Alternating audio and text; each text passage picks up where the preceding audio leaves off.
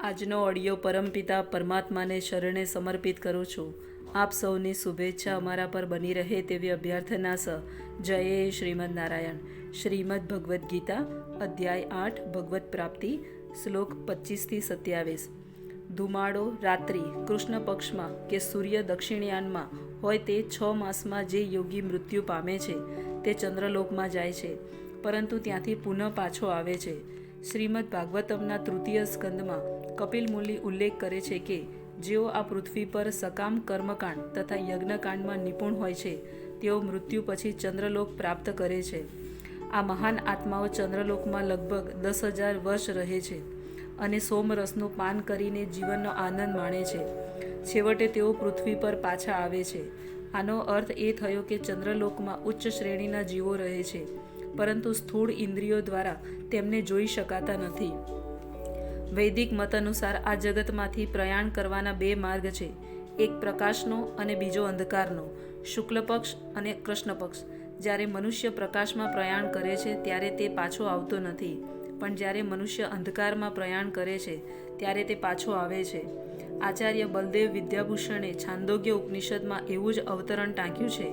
જે મનુષ્યો અનાદિકાળથી સકામ શ્રમિકો તથા તાત્વિક તર્ક વિતર્ક કરનારા છે તેઓ સતત આવાગમન કરતા રહે છે. વસ્તુતઃ તેમને પરમ મોક્ષ પ્રાપ્ત થતો નથી, કારણ કે તેઓ કૃષ્ણના શરણે જતા નથી. હે અર્જુન, જો કે ભક્તો આ બંને માર્ગોને જાણે છે છતાં તેઓ મોહગ્રસ્ત થતા નથી, માટે તું સદા ભક્તિમાં સ્થિર રહે. કૃષ્ણ અહીં અર્જુનને ઉપદેશ આપી રહ્યા છે કે તેણે આ જગતમાંથી આત્માના પ્રયાણ કરવાના વિભિન્ન માર્ગો વિશે સાંભળીને વિચલિત થવું ન જોઈએ. ભગવદ્ ભક્તને એ ચિંતા થવી ન જોઈએ કે તે વિધિ નિર્મિત મરણ પામશે કે અકસ્માત દ્વારા. ભક્તે કૃષ્ણ ભક્તિમાં દ્રઢપણે સ્થિર થઈને હરે કૃષ્ણનો જપ કરવો જોઈએ. તેણે જાણવું જોઈએ કે આ 2 માર્ગોમાંથી કોઈ પણ એક સાથે સંબંધ રાખવો કષ્ટદાયક હોય છે. કૃષ્ણ ભાવના મૃતમાં મગ્ન રહેવાની સૌથી સારી પદ્ધતિ એ જ છે કે ભગવાનની સેવામાં સદા લાગેલા રહેવું જોઈએ.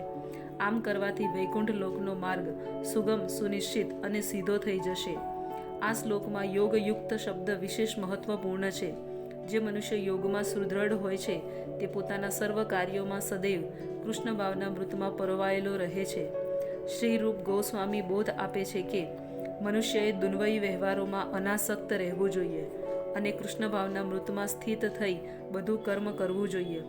યુક્ત વૈરાગ્ય નામની આ પદ્ધતિ દ્વારા મનુષ્ય પૂર્ણતા પ્રાપ્ત કરે છે. તેથી આ વર્ણનોથી ભક્તિ કદાપી અસ્વસ્થ થતો નથી, કારણ કે તે જાણે છે કે ભક્તિ દ્વારા તેનો પરમ ધામ સુધી જવાનો માર્ગ સુનિશ્ચિત છે. જય શ્રીમદ નારાયણ.